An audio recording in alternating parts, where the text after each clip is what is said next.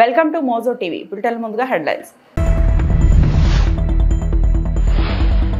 IT దిగ్గజ సంస్థ Google విశాఖలో అడుగు పెడుతోందని ఏపీ సీఎం చంద్రబాబు అన్నారు.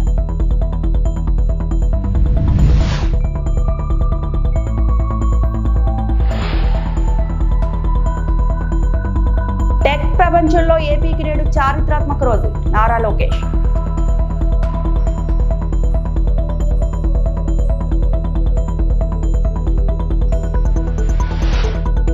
హంద్రీనివాకు జగన్ ఒక్క రూపాయి కూడా ఖర్చు పెట్టలేదు మంత్రి నిమ్మల.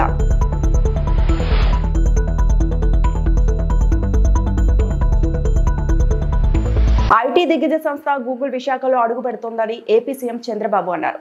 గతంలో హైదరాబాద్ లో హైటెక్ సిటీని అభివృద్ధి చేస్తామని, ప్రస్తుతం విశాఖను ఐటీ హబ్ గా తీర్చిదిద్దబోతున్నట్లు చెప్పారు.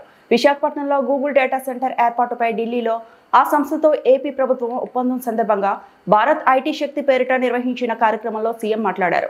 ఈ కార్యక్రమంలో కేంద్ర మంత్రులు నిర్మలా సీతారామన్, అశ్విని వైష్ణవ్, రాష్ట్ర మంత్రి నారా లోకేష్, గూగుల్ ప్రతినిధులు పాల్గొన్నారు. ఆనాడు హైదరాబాద్ మైక్రోసాఫ్ట్ తీసుకొచ్చాం, ప్రస్తుతం విశాఖకు గూగుల్స్ ను తీసుకొస్తున్నాం. సాంకేతికలో నూతన ఆవిష్కరణలు వస్తున్నాయి. Digital connectivity, data centre, AI, real time data కలెక్షన్లు ముఖ్యమైనవి. సాంకేతికను అందిపుచ్చుకోవడంలో ఏపీ ముందుంటుంది. 2017 నాటికి వికసిత్ భారత్ మనందరి లక్ష్యం. హార్డ్ వర్క్ కాదు, స్మార్ట్ వర్క్ నినాదం తీసుకొస్తున్నాం అని సీఎం అన్నారు. Chief Minister Naidu, you have been instrumental in shaping Hyderabad as the global tech capital with the high-tech city. Now, with Vizag being the first AI hub at this scale in India, how do you envision Andhra Pradesh becoming the center of high-tech as well as AI in India? Very nice of you for your positive comments on me. This is a very, very auspicious day and also very, very happy day for me, not only for me, for all of us. First of all, I have to thank Honorable Prime Minister. He has made it possible. After that, our Finance Minister, Her Excellency, she has done very well.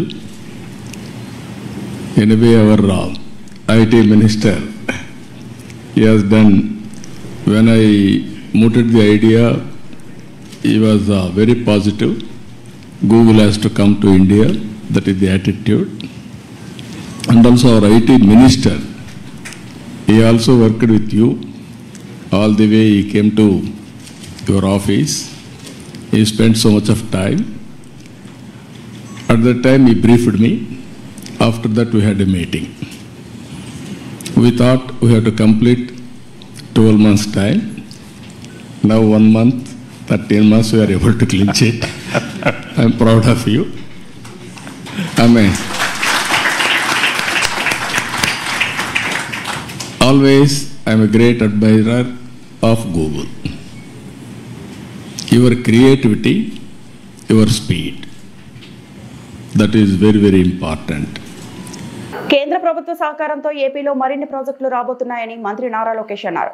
విశాఖపట్నంలో గిగానాట్ hyper scale data centre ఏర్పాటుపై ఆంధ్రప్రదేశ్ ప్రభుత్వం ఢిల్లీలో గూగుల్తో చారిత్రాత్మక ఒప్పందం కుదుర్చుకుంది. ఢిల్లీలో జరిగిన ఈ కార్యక్రమంలో నారా లోకేష్ మాట్లాడారు. ఈ ఒప్పందంలో డిజిటల్ హబ్ దేశానికి మంచి గుర్తింపు వస్తుందన్నారు. టెక్ ప్రపంచంలో ఏపీకి నేడు చారిత్రాత్మక రోజు. డిజిటల్ ఇన్నోవేషన్, ఆర్టిఫిషియల్ ఇంటెలిజెన్స్ రంగాల్లో ఇది కొత్త అధ్యాయం. గ్లోబల్ టెక్ మ్యాప్స్ పై ఏపీని మరింత బలంగా నిలబెట్టే మైలురాయి అవుతుంది. విశాఖలో గూగుల్ అడుగు పెట్టడం సంతోషదాయకం. రాష్ట్రంలో పెట్టుబడులకు కొదవే లేదు. విజనరీ నాయకుడు చంద్రబాబు నాయకత్వంలో మరిన్ని ప్రాజెక్టులు రాబోతున్నాయని లోకేష్ అన్నారు. lot of work has gone in and all of us have worked hard and your team has been fantastic to work with.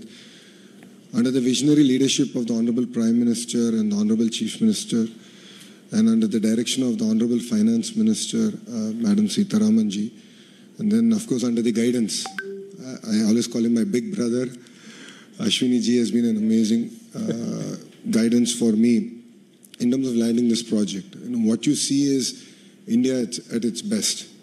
It shows that state and the central government together can lead it from the front. You know, data is the new oil and data centers are the new refineries. At this juncture, I believe it's not about Andhra Pradesh playing an important role in India, but India playing an important role on the global landscape. And this is what excites us. And this is why, the entire leadership is aligned in terms of executing this project at this scale.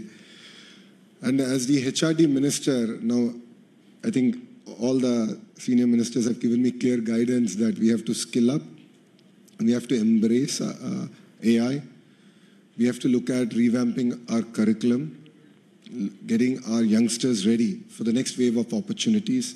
India has been the beneficiary of the IT education. In the past, we have seen the Y2K revolution transform cities like Hyderabad and Bangalore. And now we're going to see that AI revolution transforming the next wave of cities, if I may. And that's where education plays a very, very important role. And the Honorable Chief Minister has always understood it. That's why education and IT is under one minister. And the idea is to marry these two and ensure that these result in tangible outcomes in the field level.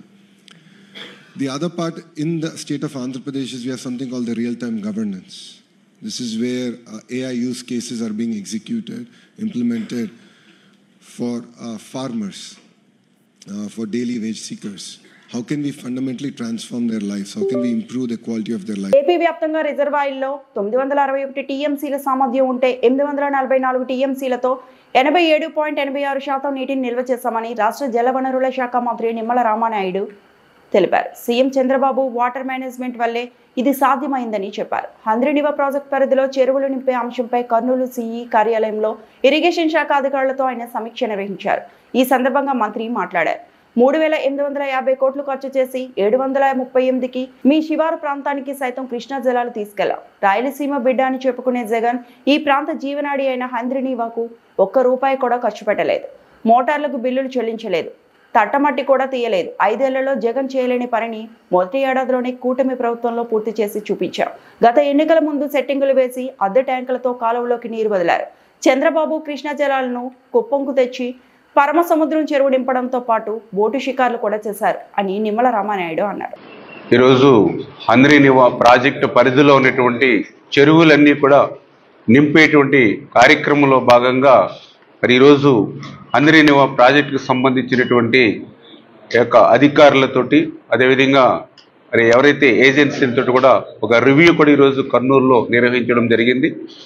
ఏదైతే గౌరవ ముఖ్యమంత్రి నారా చంద్రబాబు నాయుడు గారు చాలా క్లియర్గా instructions ఏదైతే గత 5 సంవత్సరాల YCP పాలనలో చేయలేనిటువంటి హంద్రీనివా పనులు మనం 1 సంవత్సరంలోనే పూర్తి చేసి 3,850 కోట్ల రూపాయలు వెచ్చించి 738వ కిలోమీటర్ శివారుకు సైతం ఈ యొక్క కృష్ణమ్మ జలాల్ని మనం తీసుకుని వెళ్ళాం.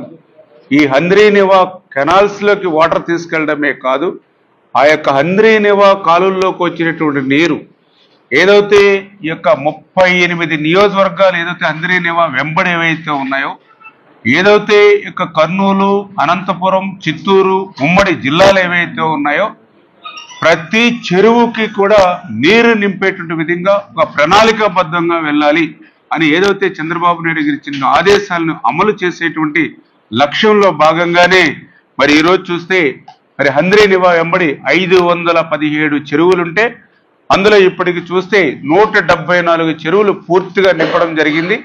మరొక 125 చెరువులు పాక్షికంగా నిండుతూ ఉన్నాయి. అంటే దగ్గర దగ్గర 299 చెరువుల్ని ఈవేళ నీరు అందించడం జరిగిన పరిస్థితి. ఇంకా మిగిలినటువంటి 218 బ్యాలెన్స్ ఏవైతే చెరువులు ఉన్నాయో.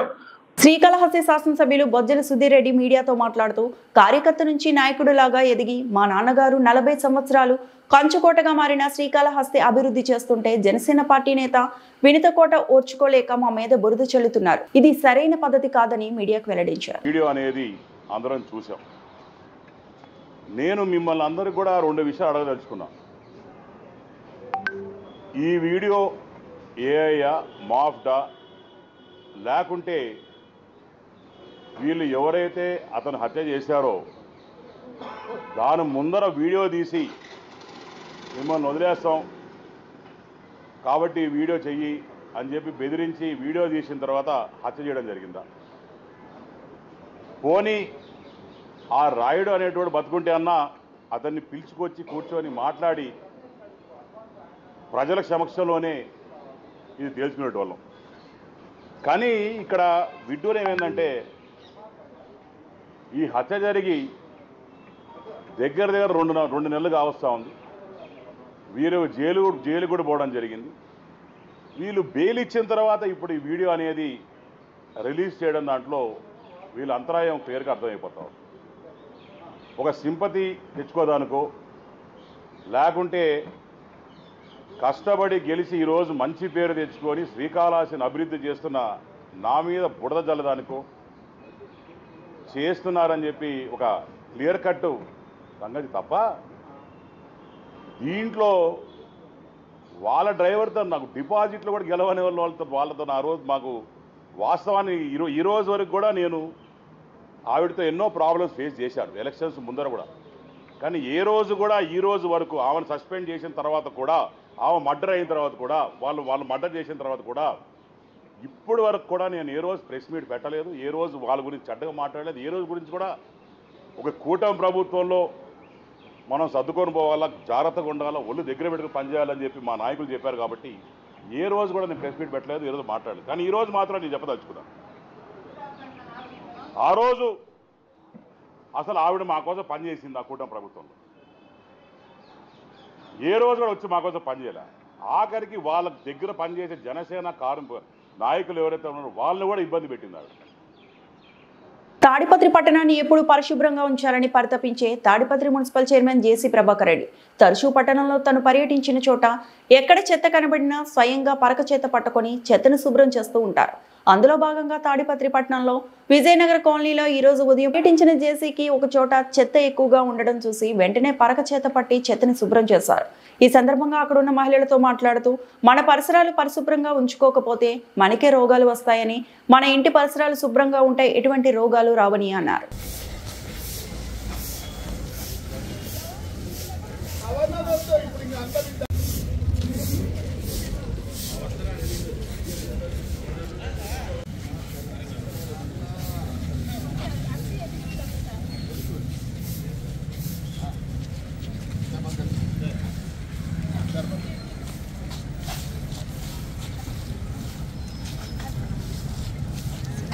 లెక్క సంపాదించైతే ఏం సుఖమైంది లేదా? ఫ్యాక్టరీలు ఫ్యాక్టరీలు అన్నీ ఉన్నాయి.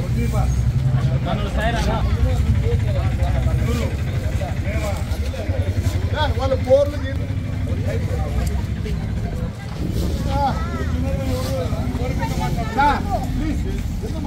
నేను చెప్తాను నీతో పాటు.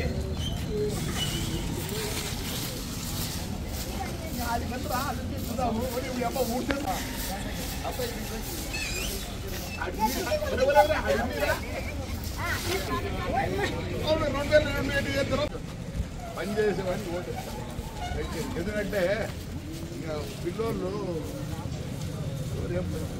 తెలుసా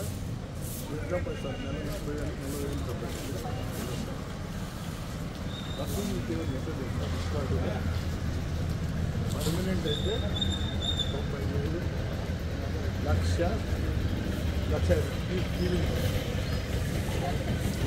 వస్తానా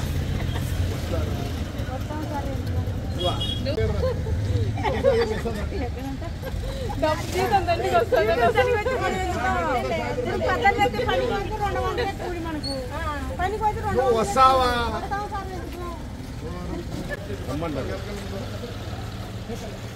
మద్యం కుంభకోణానికి పాల్పడింది గత వైసీపీ ప్రభుత్వ హయాంలో జగన్మోహన్ రెడ్డి అనుచరులు కాదా అని తణుకు ఏఎంసీ చైర్మన్ కొండేటి శివ ప్రశ్నించారు. సోమవారం తణుకు ఎక్సైజ్ కార్యాలయం ఎదుట వైసీపీ ఆధ్వర్యంలో మాజీ మంత్రి కారుమూరి వెంకట నాగేశ్వరరావు ధర్నా చేయడం హాస్యాస్పదంగా ఉందన్నారు. ఈ మేరకు సోమవారం కూటమి కార్యాలయంలో ఏర్పాటు చేసిన పాత్రికేయుల సమావేశంలో ఆయన మాట్లాడారు. వైసీపీ ప్రభుత్వ హయాంలోనే నకిలీ మద్యం తయారు చేసి ప్రజలకు సరఫరా చేశారని గుర్తు చేశారు. కోవిడ్ సమయంలో నకిలీ మద్యాన్ని విక్రయించి ప్రజల ఆరోగ్యాలతో చెలగాటమాడారని వివరించారు. అప్పట్లో ఎంతో మంది కిడ్నీ, లివర్ సంబంధిత వ్యాధులతో ఎంతో మంది మృత్యువాత పడ్డారని ఆందోళన వ్యక్తం చేశారు. జంగారెడ్డిగూడలో కల్తీ మద్యం తాగి 27 మంది మృతి చెందితే మంత్రి హోదాలో ఉండి కారుమూరి ఎందుకు మాట్లాడలేదని ప్రశ్నించారు. రాష్ట్రంలో ప్రజల గురించి మాట్లాడే హక్కు కారుమూరికి లేదన్నారు. మద్యం కుంభకోణంలో కారుమూరి కుమారుడి పేరు కూడా తెరపైకి వచ్చిందని గుర్తు చేశారు. కూటమి ప్రభుత్వం అధికారంలోకి రాగానే నకిలీ మద్యం తయారు చేశారనే ఆరోపణలు ఎదుర్కొంటున్న వారిపై ప్రభుత్వ చర్యలు తీసుకుందని చెప్పారు. ఈ కార్యక్రమంలో కూటమి నాయకులు, కార్యకర్తలు పాల్గొన్నారు. మాజీ మంత్రి కారుమూరి కొన్ని అనిశ్చిత వ్యాఖ్యలతో పాటు ఒక 20 మంది అతని కార్యకర్తలు చేసుకుని ఈరోజు ఎక్సైజ్ డిపార్ట్మెంట్ దగ్గర ప్రెస్ మీట్ పెట్టడం జరిగింది. ఆయన మాట్లాడిన తీరు ఏంటంటే అండి, మద్యం, నకిలీ మద్యం ఏరలే పారుతోంది, అతి దారుణంగా చనిపోతున్నారు ప్రజలు, ఆరోగ్యాలు పోతాయి అంటున్నాడు. అయ్యా కారుమూరి, నిజంగా అసలు అది నీ నోరా తాటి మట్ట మాకు తెలియట్లేదు. నీకు తెలియకపోతే మా దగ్గర రా, మేము చెప్తాం వాస్తవాలు ఏంటన్నది. నీకు నోరు ఉంద కాదని ఆ బాబాలతో ప్రదర్శిస్తే ఇక్కడ నమ్మే స్థితిలో ఎవరెవరు కూడా లేరు. మద్యం ఏరులై పారింది, మద్యం నకిలీ మద్యం ఎవరు చేశాడు, ఎవరి హయాంలో జరిగింది, ఇవన్నీ మేము చెప్తాం క్లారిటీగా. ఎందుకంటే ఈరోజు మద్యం కుంభకోణంలో అందరూ దొరికేశారు, దొంగలందరూ కూడా. ఈరోజు మీకు భుజాలు తడుగుతూ ఉన్నారు. ఎవరైతే వైఎస్ జగన్మోహన్ రెడ్డి బ్రదర్స్ ఎవరైతే ఉన్నారో, వైఎస్ అనిల్ రెడ్డి, వైఎస్ సునీల్ రెడ్డి, వీళ్ళు ఎవరండి? వీళ్ళు ఆఫ్రికా దేశంలో అక్కడ ప్రజల్ని బస్టు పట్టించి అస్థి పందిరాలు చేసి వాళ్ళకి మద్యం బానిసగా చేసి ఈరోజు ఆ ఫార్ములాతో ఆంధ్రప్రదేశ్ ఈరోజు గవర్నమెంట్ ఏదైతే ఉందో కూటమి ప్రభుత్వం వచ్చిన వెంటనే నకిలీ మద్యం మీద, నకిలీ మద్యంతో దొరికిన మా పార్టీలు ఇద్దరు ఉన్నారని చెప్పారు. కానీ ఇమ్మీడియట్ గా 24 గంటల్లో వాళ్ళ పార్టీలను సస్పెండ్ చేయడమే కాకుండా వాళ్ళ పేర్లు ఎఫ్ఐఆర్లు కూడా చేర్చడం జరిగింది. శ్రీకాళహస్తి పట్టణంలో పోలీసులు టపాసుల షాపులపై దాడులు చేశారు. నిబంధనలకు విరుద్ధంగా విక్రయిస్తే 3 దుకాణాలను పోలీసు వారు గుర్తించారు. 31,000 విలువైన టపాసులను సీజ్ చేశారు. డీఎస్పీ నరసింహమూర్తి మాట్లాడుతూ, నిబంధనలకు విరుద్ధంగా టపాసులు అమ్మటం జరిగింది, ఎవరైనా చట్టాన్ని అతిక్రమిస్తే చర్యలు తప్పవని డీఎస్పీ నరసింహమూర్తి మాట్లాడుతూ, నిబంధనలకు విరుద్ధంగా టపాసులు అమ్మటం జరిగితే ఎవరైనా చట్టాన్ని అతిక్రమిస్తే చర్యలు తప్పనిసరిగా ఉంటాయని హెచ్చరించారు. దుకాణదారులు ఖచ్చితంగా లైసెన్స్ కలిగి ఉండాలని డీఎస్పీ నరసింహమూర్తి మీడియాకు వెల్లడించారు. ఈ కార్యక్రమంలో పోలీసు యంత్రాంగం పాల్గొన్నారు.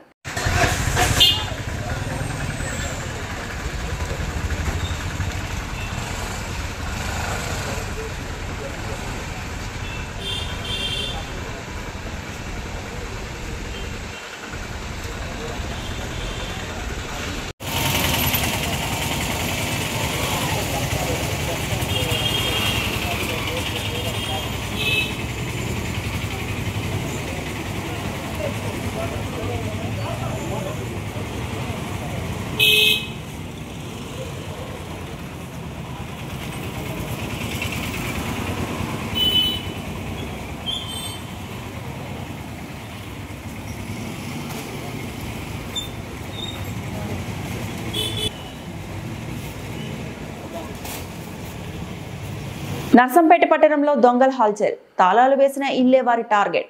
చాకచక్యంగా దొంగలను పట్టుకున్న నర్సంపేట పోలీసులు. ఇళ్లలో తాళాలు పగలగొట్టి ఆభరణాలు, నగదు దోచేసిన దొంగలు చివరకు పోలీసుల వలలో చిక్కారు. మహమ్మద్ ఇమ్రాన్ ఇమాం నేతృత్వంలో ఈ గ్యాంగ్కి పోలీసులు చెక్ పెట్టారు. నర్సంపేట, మహబూబాబాద్, ఖానాపూర్ పరిధిలో చోరీల పరంపర కొనసాగించిన దొంగలు చివరకు పోలీసులకు దొరికారు. మహమ్మద్ ఇమ్రాన్ ఇమాం తన మోటార్ సైకిల్పై, మిగతా నిందితులు ఆటోలో వరంగల్ వైపు వెళ్తుండగా నర్సంపేట పోలీసులు అనుమానాస్పదంగా ఆపి విచారణ జరిపారు. వీరి వద్ద నుండి పోలీసులు బంగారం, వెండి ఆభరణాలు, మొబైల్ ఫోన్లు, వాహనాలు ఇలా పెద్ద ఎత్తున స్వాధీనం చేసుకున్నారు. అంతా కూడా మా మహబూబాద్ పాల్వంచ ఏరియా వాళ్ళు అక్కడ నుంచి ఒక ఆటోలో వచ్చి ఇమ్రాన్ అతను A1 మోటార్ సైకిల్ వచ్చి ముందు పోయి ఆయన హౌస్ బ్రేక్ చేసి ఇస్తుంటాడు. అక్కడ నర్సంపేటలో కూడా జ్యువెలరీ షాప్లో దొంగతనం చేశారు వీళ్ళు. పాకాల్ రోడ్లో ఉండే జ్యువెలరీ షాప్లో దొంగతనాలు చేశారు. ఈ మహబూబాద్ ఏరియాలో కూడా 2 దొంగతనాలు చేశారు. ఖానాపూర్ ఏరియాలో కూడా ఒక దొంగతనం చేశారు. ఇవన్నింటికి కూడా మేము వాళ్ళని పట్టుకొని ఇంట్రాగేట్ చేసి ప్రాపర్టీని రికవరీ చేసినాం. టోటల్ ప్రాపర్టీ వచ్చి gold ornaments 2.2 tolas 2 grams 2 tolas 2 grams gold ornaments. Silver ornament 38 tulas. 38 tulas. ఇవన్నీ కలిపి రూపీస్ ఒక 4 lakhs అవుతుంది. అంటే ఇది కొన్ని ఆర్నమెంట్స్ను వాళ్ళు అమ్ముకొని ఆ డబ్బు ద్వారా ఈ ఆటోను మోటార్ సైకిల్ పర్చేజ్ చేశారు. పర్చేజ్ చేసి మిగతా అఫెన్స్లు చేశారు. అదే మోటార్ సైకిల్ను కూడా క్రైమ్ వెహికల్ కాబట్టి మోటార్ సైకిల్ ఆటోలను కూడా సీజ్ చేశాము. రిమైనింగ్ 1,50,000 అమౌంట్కు గోల్డ్ అండ్ సిల్వర్ ఆర్నమెంట్స్ మేము సీజ్ చేశాము. అందరినీ ఈరోజు కోర్టులో ప్రొడ్యూస్ చేస్తాము. నవీన్ భార్యనే భార్గవి, మాదాస్ భార్గవి కేంద్రి. వీళ్ళైతే అక్కడ ఒక చోటనే ఉంటారు. ఈ ఆమెకు సిస్టర్స్ అవుతారు. వీళ్ళు 4-5 కూడా వాళ్ళ రాజేశ్వరిను విజయ అనే వాళ్ళు సిస్టర్స్ అవుతారు. వాళ్ళకు పాల్వంచ కొత్తగూడ ఏరియాలో ఉంటుంది. ఫోన్లలో కలుసుకొని వాళ్ళు ప్లాన్ చేసుకొని పలానా టౌన్ పోవాలి, పలానా విలేజ్ పోవాలని చెప్పి. ఇమ్రాన్ మీద సీట్స్ ఉన్నాయి సార్. మా మహబూబాద్ ఏరియాలో సీట్ ఉన్నారు. ఒక ఈ హౌస్ బ్రేకింగ్ మీద ఒక 10-12 కేసులు అఫెన్స్ చేసినారు. ఇమ్రాన్ సస్పెక్ట్ సీట్ ఉన్నారు. ఇమ్రాన్ A1 సస్పెక్ట్ దొంగతనాలు చేస్తారు కదా. ఇటీవల కురిసిన భారీ వర్షాలకు గోదావరి వరదలతో పంట నష్టపోయిన రైతులు నవీపేట్ మండలం యాంచ గ్రామంలో మహాధర్నా నిర్వహించారు. నిజామాబాద్ నిర్మల్ రోడ్ను బ్లాక్ చేసి రాస్తారోకోకు దిగిన రైతులు ప్రభుత్వ నిర్లక్ష్యాన్ని తీవ్రంగా విమర్శించారు. కోస్లీ, మీఠాపూర్, అల్హాపూర్, నందిగాం, బినోలా తదితర గ్రామాల నుంచి పెద్ద సంఖ్యలో రైతులు ధర్నాలో పాల్గొన్నారు. విపత్తు కారణంగా తమ జీవనాధారం దెబ్బతిందని తక్షణమే నష్టపరిహారం ఇవ్వాలని డిమాండ్ చేశారు. వారు ఎకరానికి 50,000 రూపాయలు చొప్పున పరిహారం చెల్లించాలని ప్రభుత్వాన్ని కోరారు. వరద ప్రభావిత ప్రాంతాల్లో పంటలను ప్రభుత్వం గురించి తక్షణ సాయం అందించాలన్నారు. ఆదుకోండి అనేది కోరటం కొరకే మనం ఇక్కడ ధర్నా చేస్తున్నాం. కాబట్టి దయచేసి ఇవాళ కేంద్ర రాష్ట్ర ప్రభుత్వం మక్కరి హనుమాన్ గారు ఈ ధర్నాను ఉద్దేశించి మాట్లాడాల్సిందిగా మనవి. రైతుల ఐక్యత, జై జవాన్ జై కిసాన్, జై జవాన్ జై కిసాన్, జై జవాన్ జై కిసాన్. పరిహారం జై కిసాన్, జై జవాన్ జై కిసాన్. రైతుల ఐక్యత వర్ధిల్లాలి, రైతుల ఐక్యత వర్ధిల్లాలి, రైతుల ఐక్యత వర్ధిల్లాలి. అధికారులు కూడా మరి ఎప్పుడు కూడా ఈ 2 నెలల నుంచి కూడా ఇంత మునిగిపోయిన అంచనా వేయలేకపోయారు. అంచనాలు వేసి మరి ప్రభుత్వానికి నివేదన ఇవ్వలేకపోయారు. వారిది కూడా లోపం ఉంది. ఖచ్చితంగా నేను రేవంత్ రెడ్డి గారికి విజ్ఞప్తి చేస్తాను. ముఖ్యమంత్రి రేవంత్ రెడ్డి విజ్ఞప్తి చేస్తున్నారు. తప్పనిసరిగా 50,000 నష్టపరిహారం ఇవ్వాలా. ఎందుకంటే కోసపోతున్నారు, డెవలప్మెంట్ లేదు, మొత్తం నష్టమైందని చెప్పి ఈ సందర్భంగా మరి పూర్తిగా 50,000 ఇవ్వలేక మేము రస్తారోకా చేస్తాం, ధర్నా చేస్తాం. గత 2 నెలల క్రితము నవీపేట మండలంలో జరిగినటువంటి అకాల వర్షాల వల్ల ఏదైతే పంటల వల్ల నష్టపోయారో రైతులను ప్రభుత్వం ఆదుకునేటువంటి పరిస్థితి లేదు. ఈ యొక్క నవీపేట మండలంలో 9 గ్రామాలు పూర్తిగా నేలమట్టమైన రైతులందరూ కూడా కష్టపడి ఈ యొక్క పంటలను పండిస్తే ఈ యొక్క ప్రభుత్వం ఆ యొక్క నష్టపరిహారాన్ని చెల్లించేటువంటి పరిస్థితి లేదు. గ్రామ స్థాయిలో, క్షేత్ర స్థాయిలో అధికారులు కానీ ప్రభుత్వం క్షేత్ర స్థాయిలో కూడా పరిశీలన చేయలేదు. ఈ రోజు జరిగినటువంటి నష్టపరిహారాన్ని రైతులు రోడ్ల మీదకి వచ్చి మాకు ఆదుకోండి అని చెప్పేసి ప్రభుత్వాన్ని అడుగుతోంది. మేము కూడా సుదర్శన్ రెడ్డి గారికి డిమాండ్ చేస్తా ఉన్నాం. అయ్యా, మిమ్మల్ని అందరూ కూడా ఓటేసి గెలిపించారు. ఇక్కడ ఈ యొక్క 9 గ్రామాలు ఉన్నటువంటి రైతులందరూ కూడా నష్టపోయి ఉన్నారు. వాళ్ళను ఆదుకునేటువంటి పరిస్థితి లేదా, వారిని ఆదుకోవాలని చెప్పేసి కూడా అయ్యా, మేము పెట్టిన పెట్టుబడి 50,000 నష్టమైనము. మా పొలాలలో ఇసుక పెట్టింది, మట్టి పెట్టింది, పంప పెట్టింది. దానికి ఇసుక అడుగుతలేము. మీరు సుదర్శన్ రెడ్డి గారు దయచేసి మాకు ఎంత మునిగిందో దానికే మీరు నష్టపరిహారం కట్టాలని మేము ఎమ్మెల్యే సభకు కానీ అదేవిధంగా మా ఎంపీ అరవింద్ అన్న కూడా మేము కోరేది ఒకటే. అయ్యా, మేము రైతులం నష్టపోయినాము. మా నష్టానికి తక్షణమే మీరు వచ్చి ఏదైతే ఎంత నష్టపోయినామో అంతకు ఒక ఎకరానికి 50,000 చెల్లించాలని కోరుతున్నాం. నిజంగా మేము కోరేది మీ ఆస్తులు కాదు, మీ అంతస్తులు కాదు. మేము కేవలం మా రైతులది పోయిన భూములదే మాకు 50,000 కాడికి తక్షణమే ఇవ్వాలి. ప్రభుత్వము నిధుల పోయిన ప్రభుత్వము ఎంబట లేచి ఈ రైతులను ఆదుకోవాలి. రైతులను ఆదుకోకపోతే మీకు మా ఉదురు తగులుతాని ప్రభుత్వకు తెలియదు. ఈ వార్తలు ఇంతటితో సమాప్తం.